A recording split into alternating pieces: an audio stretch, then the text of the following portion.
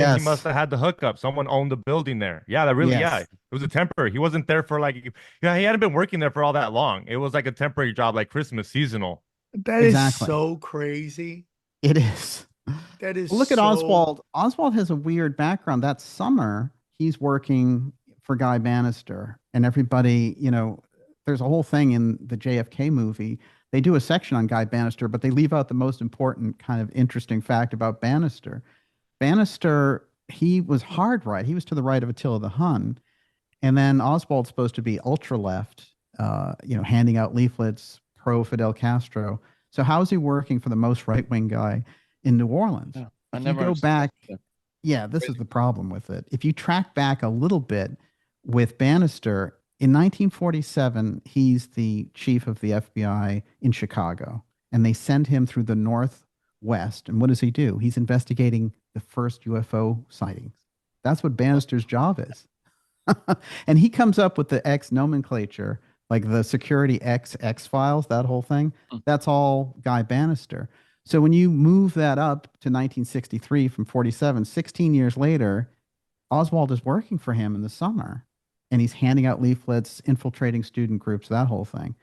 So you've got a UFO stamp around Oswald right off the bat.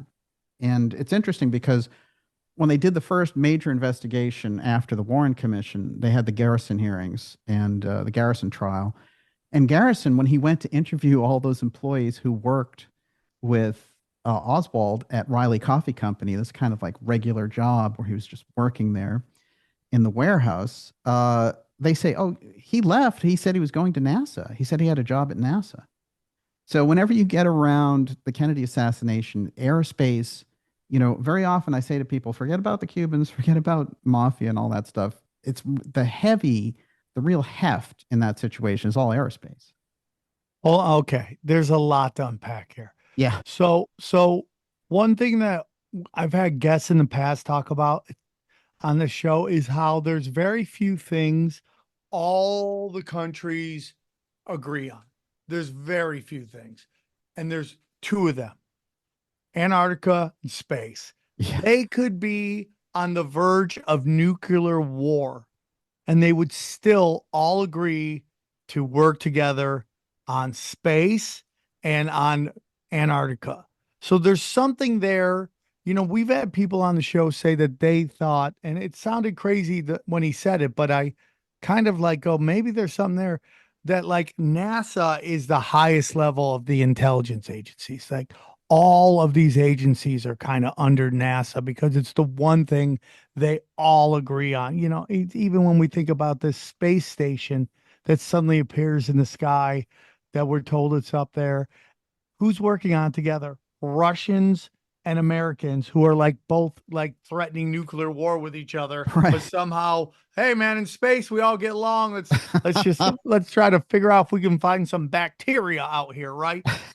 It's interesting to me. And then again, you get into Antarctica and how it's like no matter where you are or who you are and what your political or religious beliefs are, you're working with other people on Yeah.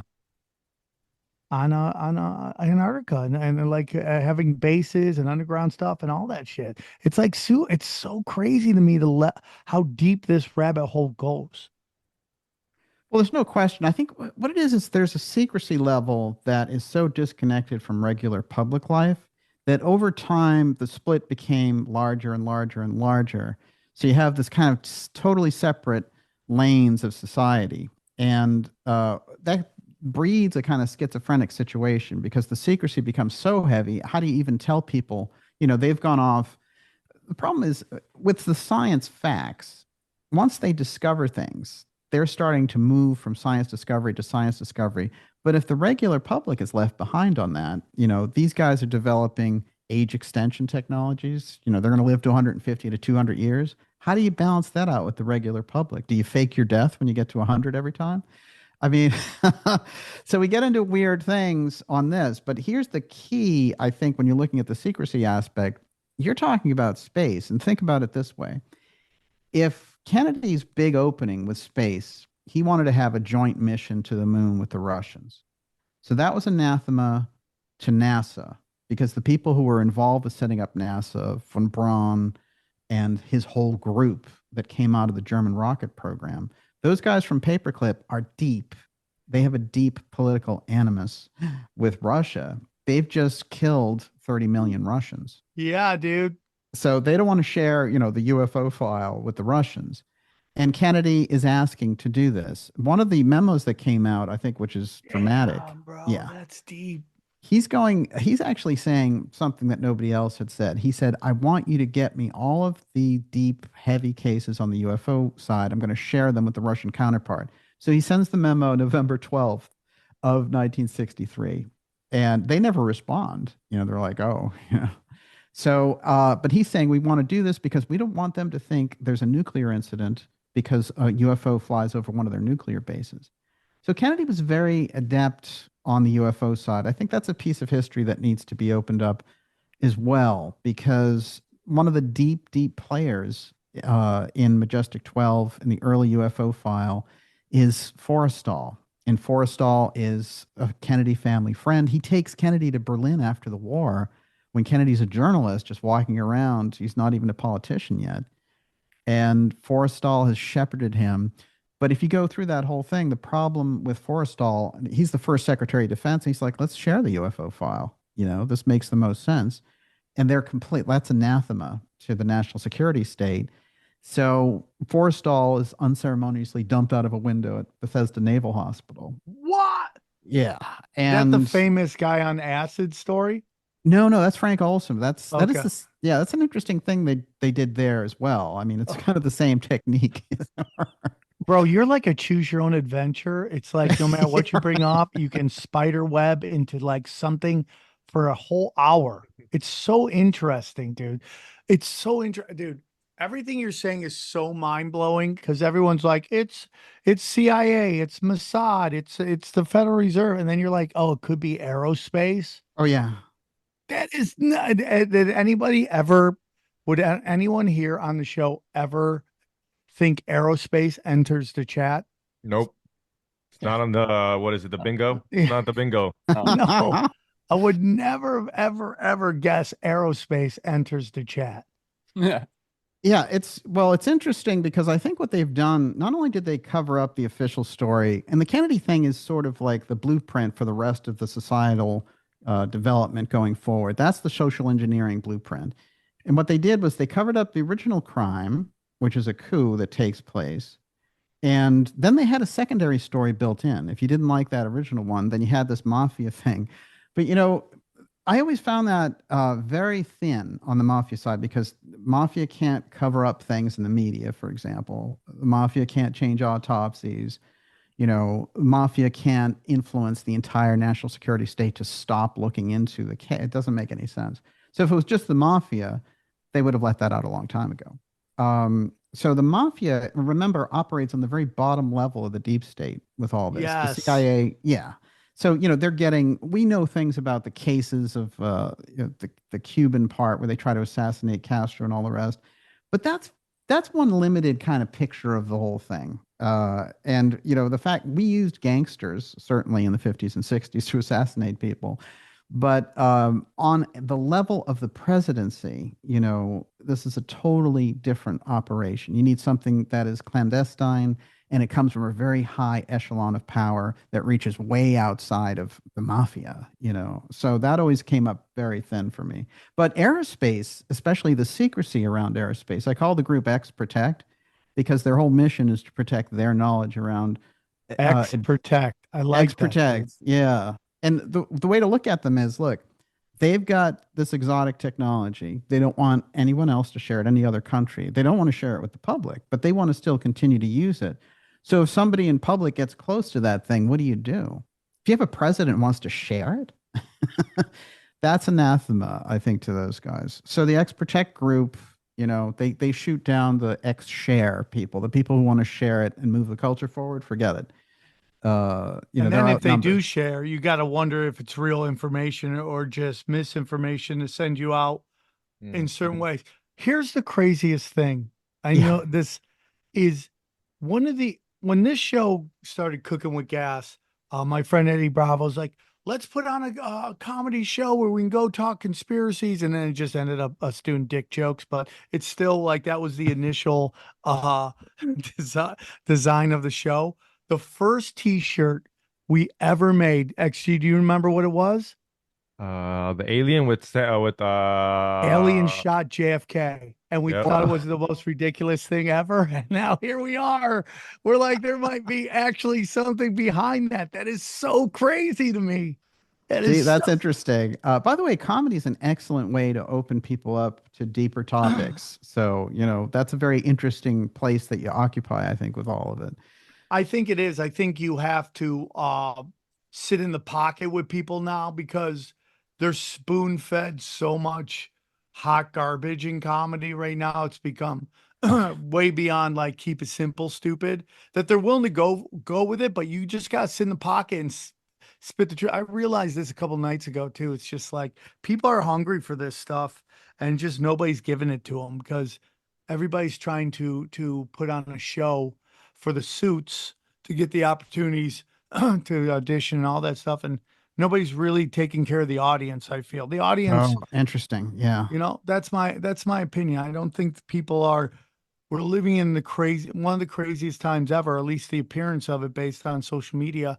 And nobody's talked about it. I say this all the time. We have another show where Johnny and I talk, and I talk about how the Hollywood comedy scene is like the band on the Titanic, and they're just like playing as the boat is going under, and I think you're right. I think there's a real need for people to start really getting into this stuff and talking about it. And I think it's important, but again, it's like layers upon layers upon layers. Just when you think, the JFK assassination is one, 9/11 JFK are very similar in the fact that I think there's so many layers to it, and everyone has their layer, and they're convinced their layer is the layer that is the reason it happened, and Oh, all yeah. the other layers are just like Yeah, forget it. psyops and crazy. When in reality, they're all probably right because they were Yeah. all probably working together.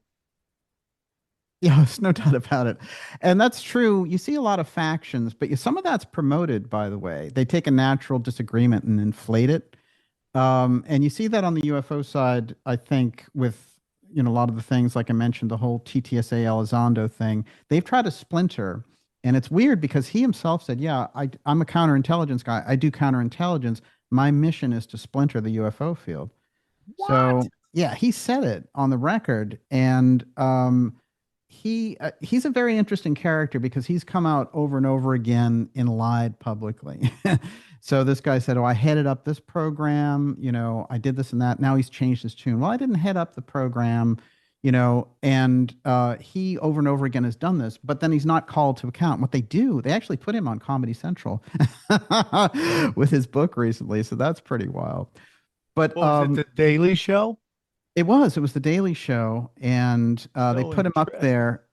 Yeah, his book is called Imminent, and it's this most ridiculous thing that makes him a hero. And so I went a little into his background. What they said about Elizondo was, the New York Times story came out and said he's a whistleblower. He quit his job because he didn't feel the government was giving the public the real thing on the UFO file. But when I went into it, I found out that he hadn't resigned his job. He still worked for the government. One, he was not, Dang. he was not a whistleblower at all, and he'd been a CIA counterintelligence guy for 25 years. Well, that's a lot different than what they're spinning out there, and they've just continued to spin that with him and that whole group. And it's not just him. I mean, it just represents the wave of intelligence getting involved in prepping the narrative for. They're all about the UFO threat. That's their thing. And so they've created the grounds for a UFO defense office, and they have something in So government. crazy. Yeah, they have So something in government. oh, go ahead. Sorry. No, no, go for it. Well, I was just gonna say, so are the info they do release, is that disinfo or is it just a piece of the pie that they want us to have? What they, the disclosure stuff. No, they do mix it. They're so far ahead of anything they put out or anything that we've heard about. I'll tell you one interesting trial balloon. There's two things that you can take to the bank in terms of what they've been up to. Here's one of them. So last February, they did the whole Chinese balloon thing. Yeah.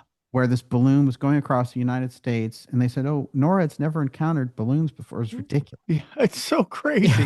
We have laws against balloons, wartime defenses, since the Japanese sent over poison balloons in World War II. Yes, and nobody talks about that, Yeah, like kind of right, invaded exactly. America, and like, Yeah, right. no one ever brings it up, like the slowest attack of all time. Unbelievable. And they killed people with, poison balloons over Oregon and Washington State. So we put in all these things against balloons long, long time ago. And then with the Soviets and everything, come on. So we've done it for years. And so they send out the NORAD commander during this whole thing. And he says, "Oh, we're shooting down UFOs over Alaska." And the New York Times has a headline: UFOs shot down by NORAD. That is the test balloon. That is, can the public handle this idea that there are UFOs out there? And then if you look at the NORAD commander, he occupies an interesting position. Because if you signaled a state of emergency, who actually takes over? Well, the leader of NORAD is the continuity of government COG commander. He takes over. He's the NORTHCOM combatant commander. He actually takes over the entire United States in the event of an emergency. And in this case, if you had a UFO emergency, he becomes the president. And so with continuity of government, the program has been there. They actually put it in originally for nuclear attack. So Eisenhower set it up, Truman set it up, and they set up all these bunkers and things to continue the government on. In the case that the regular government was decapitated, they had this secondary thing operating underground. Well, the apparatus grew and grew and grew and grew with less and less oversight. So the whole COG program, what they're doing is very interesting. COG right now has the ability to, under an emergency, to take total control of the United States. Yes, dude. And Nobody appoint knows regional about governors. this. Yeah. Yes. It's so crazy. Continuation of government is like, Yes. so nuts. And I think that like so much of what we're seeing is just trying to convince us that there's no hope and we need martial law, which will take like all of our civil rights and the Constitution, just set it on fire. And they never give back the powers ever again. Like Oh, yeah. It'll never Yes. happen. It's Absolutely. so crazy, dude. Well, they had, remember the military overthrow in Egypt? They're like, we're just going to keep power until we have elections. Well, it's 15 years later, 100%. You're so right, dude. You're so right. That's why I don't like that setup with NORTHCOM, because NORTHCOM didn't even exist before 9/11. So they set it up after 9/11. And NORTHCOM is Northern Command. They control the United States now, literally. And so NORTHCOM can be called in at any time to set up martial law style conditions. You never had that before 9/11. So, it changed. That already fundamentally changed America. It's completely extra constitutional activity. And I think when you look at that, you see, okay, they already have a plan. If everything else fails, they have this emergency plan. I'm not saying that they're going to rush in tomorrow and set off COG, but you do hear them talk about it more. It used to be completely off the books. You could not talk about it. And if you go through the history of continuity of government, it was the most secret program after the UFO file. And the other thing that I think we can take to the bank on the UFO thing and why it's real behind the scenes is there's a physicist named Robert Sarbarker that I cite over and over again, because he was deep in the government. He was basically the Oppenheimer of his day. And he was on the cover of Time magazine and Saturday Evening Post and all this kind of stuff. And Sarbarker said the UFO file is a higher classification than nuclear weapons. So the secrecy factor is higher with the UFO file. And then in the 80s, these investigators recontacted him and said, hey, what was it you said in the 50s about this? And he said, well, we worked on UFOs. We redeveloped them. And we even found the beings inside were structured. Somebody had made them. They were like insects. And he said, I don't know why they never let that information out. So Sarbarker is a physicist major who went on the record. It wasn't just some whistleblower or some guy in the background that you couldn't verify. Sarbarker was like the top physicist in the country. So we know for a fact they were working on them. And the fact that they never let that information out tells you they've been developing it along the lines in the background. That's the breakaway technology aspect. And it continues on. So I've said this. And then we'll get to yours. Hold on, Xavier. I've said this before, and it's always met with mixed reaction of either whatever, dude, or what are you talking about? I really do believe that they have hardwired mysticism. You know, when you get into the occult and all that stuff, Oh, yeah. I think they've been spending thousands and thousands of years working on how to replicate these dark magic spells so that it replicates 100% of the time, all the time. I mean, you just talked about mind erasing. I mean, mind erasing direct energy weapons. This is reading my thought. I mean, like, this is all Doctor Strange stuff that they've just hardwired, and everybody's just like, you know, I mean, like, everyone's like, oh, this technology is just like, it's so advanced. It's like so technical and robotic. Like, no, dude, it is mysticism, dude. It's so much of it is mysticism. The little robot stuff, that's just smokescreen stuff to me. Time travel. I'm sure they like all this stuff they've been talking about. I forget what the name of the technology that Hillary Clinton supposedly used to see the future, and she Oh, it came to might be pass. Looking Glass. Looking Glass. Glass, Yeah, stuff like yeah. that. Like, what are your thoughts on that? I mean, I feel like you're the best person I could possibly ask this question to.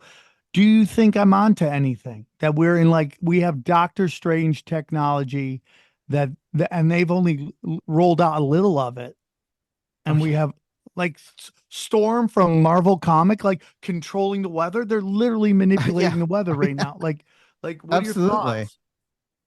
Well, we had, I mean, LBJ in 1961 gave a big speech about weather modification. So we know they have it. You know, if he was talking about it then, and we had a Secretary of Defense who went on record during the Clinton administration, and he spit it out during a Senate hearing. William Cohen, he said, oh, we have weather modification technology. So we know that they have it. They don't like to talk about that, of course.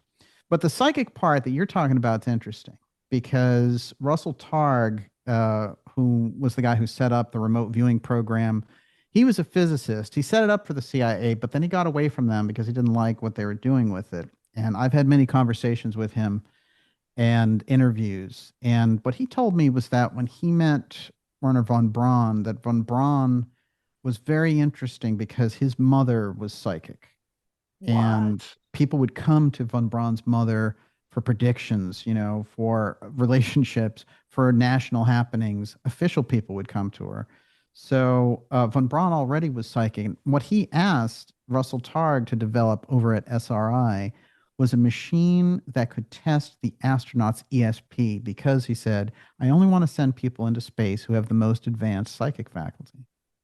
So he created the machine. Actually, there's still a version of it that exists, the ESP testing machine. So what you're talking about with the tide there, in order to operate that technology, they need people that are psychically advanced. That's where the crossover between, you know, remote viewing and studies of psychic stuff in government programs come from. That's why they're interested in it. And they are very interested in it. Dude, that is Whoa. so crazy, man. Yeah.